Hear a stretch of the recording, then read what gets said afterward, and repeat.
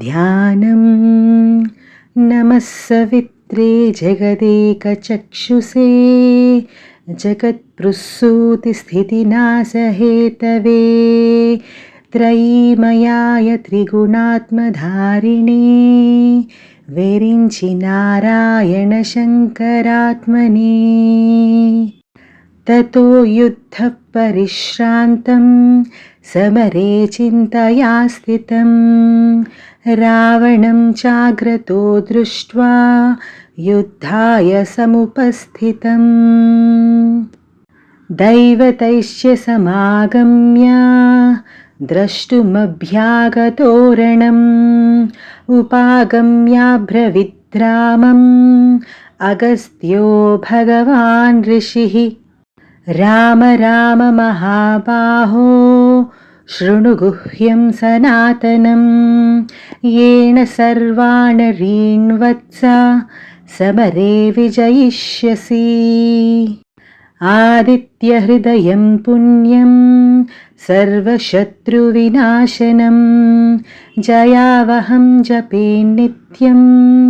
अक्षयं परमं शिवम् सर्वमङ्गलमाङ्गल्यं सर्वपापप्रणाशनं चिन्ताशोकप्रशमनम् आयुर्वर्धनमुत्तमम् रश्मिमन्तं समुद्यन्तं देवासुरनमस्कृतं पूजयश्वाविवस्वान्तं भास्करं भुवनेश्वरम् सर्वदेवात्मको ह्येष तेजस्वी रश्मिभावनः येष देवासुरगणान् लोकान् पाति गभस्त्रिभिः येष ब्रह्मश्च विष्णुश्च शिवः स्कन्दः प्रजापतिः महेन्द्रो धनदः कालो यमः सोमो ह्यपां पतिः पितरो वसवः साध्या ह्याश्विनौ मरुतो मनुः वायुर्वह्नि प्रजाप्राणा ऋतुकर्ता प्रभाकरः आदित्यः सवितः सूर्यः खगः पूषा गभस्तिमान् सुवर्णसदृशो भानुः हिरण्यरेतादिवाकरः हरिदश्वासहस्रार्ची सप्तसप्तिर्मरीचिमान् तिमिरोन्मथनः शम्भुः त्वष्टा मार्ताण्डकोऽंशुमान् हिरण्यगर्भः शिशिरः तपनो भास्करो रविः अग्निगर्भोदिते पुत्रः शङ्कः शिशिरनाशनः व्योमनाथस्तमो वेदी ऋग्यजुः सामपारगः घनावृष्टिरपां मित्रः विन्ध्यवीथिप्लवङ्गमः अतपीमण्डली मृत्युः पिङ्गळः सर्वतापनः कविर्विश्वो महातेजा रक्तसर्वाभवोद्भवः नक्षत्रग्रहताराणाम् अधिपो विश्वभावनः तेजसामपि तेजस्वी द्वादशात्मनमोऽस्तु ते नमः पूर्वाय गिरये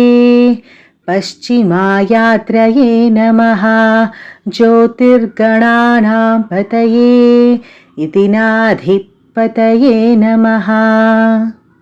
जयाय जयभद्राय हर्यश्वाय नमो नमः नमो नमः सहस्रांशो आदित्याय नमो नमः नमः उग्राय वीराय सारंगाय नमो नमः नमः पद्मप्रबोधाय मार्ताण्डाय नमो नमः ब्रह्मेशानाच्युतेशाय सूर्यायादित्य नित्यवर्चसे भास्वते सर्वभक्ष्याय रौद्र्याय वपुषे नमः तमोघ्नाय हिमघ्नाय शत्रुघ्नाय मितात्मने कृतज्ञाय देवाय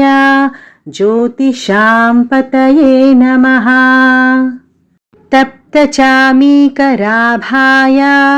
वह्नये विश्वकर्मणे नमस्तमोभिनिघ्नाय रवये लोकसाक्षिणे नाशयत्येष वैभूतं तदेव सृजति प्रभुः पायत्येष तपत्येष वर्षत्येष गभस्तिभिः येष सुप्तेषु जागर्ति भूतेषु परिनिष्ठितः येष एवाग्निहोत्रं च फलं चैवाग्निहोत्रिणाम् वेदाश्च क्रतवश्चैव क्रतूनां फलमेव च यानि कृत्यानि लोकेषु सर्व एषः रविप्रभुः फलश्रुतिः येन मापत्सु कृच्छ्रेषु कान्तारेषु भयेषु च कीर्तयन् पुरुषः कच्छिन्नावसीदति राघव पूजयस्वैनमेकाग्रः देवदेवं जगत्पतिम् एकत्रिगुणितं जप्त्वा युद्धेषु विजयिष्यसि अस्मिन् क्षणे महाबाहो रावणं त्वं वदिष्यसि एवमुक्तां तदागस्त्यो जगाम च यथागतम् एतच्छ्रुत्वा महातेजाः नष्टशोकः भवत्तदा धारयामास सुप्रीतः राघवः प्रयतात्मवान् आदित्यं प्रेक्ष्य जप्त्वा तु परं हर्षमवात्मवान् त्रिराचम्य शुचिर्भूत्वा धनुराधार्य वीर्यमान् रावणं प्रेक्ष्य हृष्टात्मा युद्धाय समुपागमत् सर्वयत्नेन महता वदे तस्य द्रुतोऽभवत् अथ रविरवधन्वीरीक्ष्य रामं मुदितमनाः परमं प्रहृष्यमानः निशिचरपतिसंशयं विदित्वा सुरगणमध्यगतो वचस्त्वरेति इत्यार्षे श्रीमद् रामायणे वाल्मीकीये आदिकाव्ये युद्धकाण्डे 5अधिकशततमः सर्गः।